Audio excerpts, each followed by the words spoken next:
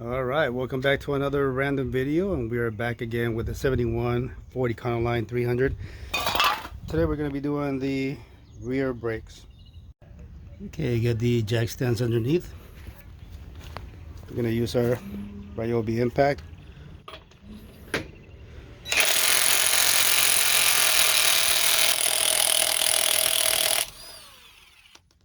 We got the wheel off, and now from what we can tell from this stain, the wheel cylinder is actually leaking, so we're going to be replacing that. The only way to take off the drum is to remove this cap and slide out the axle. Make sure you put a pan underneath because there will be some oil that leaks. Not a whole lot, but just a little bit. Get the bolts off. Right off the bat we can see we have some oil coming out, and it was already broken loose. There's that. I'm going to take it all the way up. Got the axle off. I'm going to remove this nut. You can see back in there, there's like it's like a washer, but the tabs get bent outward, and that's what holds this nut from coming loose. There's this one going to be prying open a little bit, and then this one right here. Went to Harbor Freight and I got this kit. It's 80 bucks. I couldn't find the ones from AutoZone. They didn't have this particular set, but this is what we'll need to remove the nut.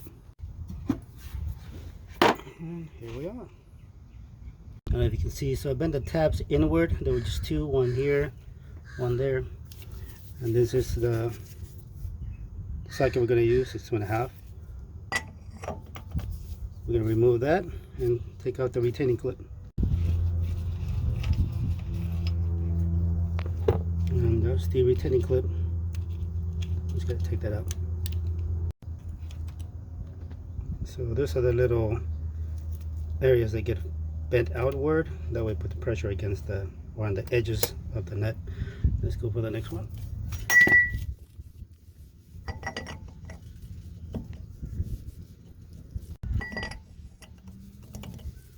It's actually, that's only hand tightened. Oh, hopefully the bearings are good.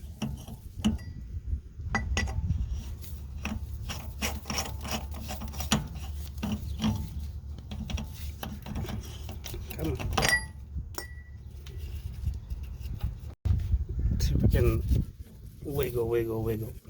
It's actually, I'm gonna need my two hands for this. Just wiggled it out a little bit. The bearing came out. That doesn't look bad. I'm going to remove the whole drum. The drum is off. Looks like the drum's not in bad shape, but the pads still need to, or the shoes need to be replaced and cleaned. Well, it looks like we have a broken spring. I have no idea where it came from. It was just flopping around in there. So what we could do is take off the other side, take a look at it, and figure out where that spring came from, so when we get the new hardware we know where it goes.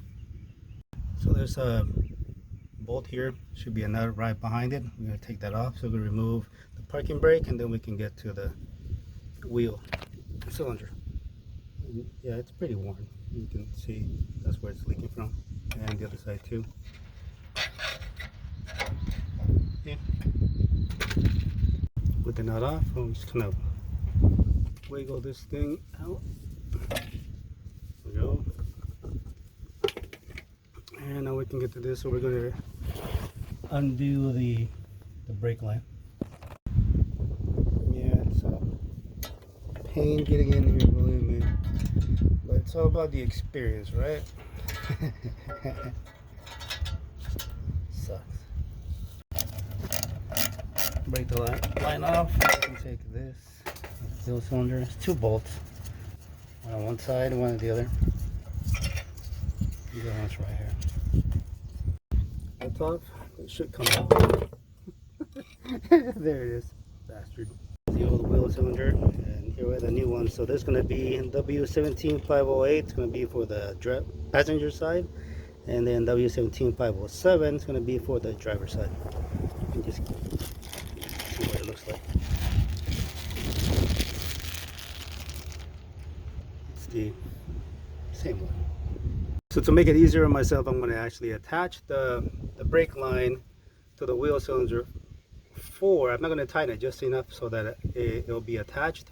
That way when I put it back on, then it'll be easier to do the rest. With the brake line attached, I can just line it up and bolt it on from the back. Here's a comparison of both the new and the old brake shoe. And if you notice, the guide for the parking brake is not on this one, so what we're going to have to do is take this one off and put it on that one. And it has 2 little things that we're going to flip open. This one, remove it, and then put it on the other one.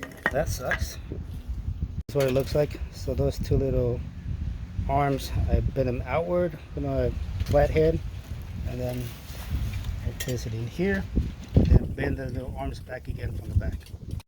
Get the new hardware in place, get the new springs, and the broken spring from before, well, there you go. Now all we have to do is bolt up the parking brake, and that should be it. Then we do the other side. Just to give you an idea, on the driver's side, it looks like we had the same problem. That little spring was broken. So luckily we have new hardware. Get in the video, but I did put some grease on the rear bearing. Got the drum back in, so we're gonna put some grease on the front bearing and put it back in. So for the bearing, I'm pretty much just gonna hand tighten with the ratchet. I'm still spinning kind of freely, but it's also the new brakes.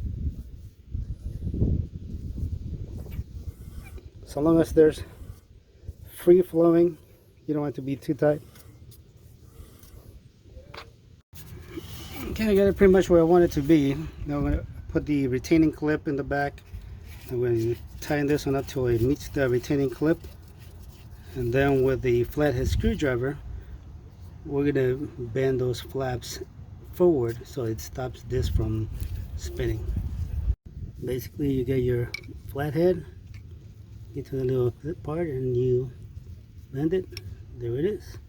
You can do a couple of those, or you can do all of them. So long as this nut does not come loose, you'll be fine.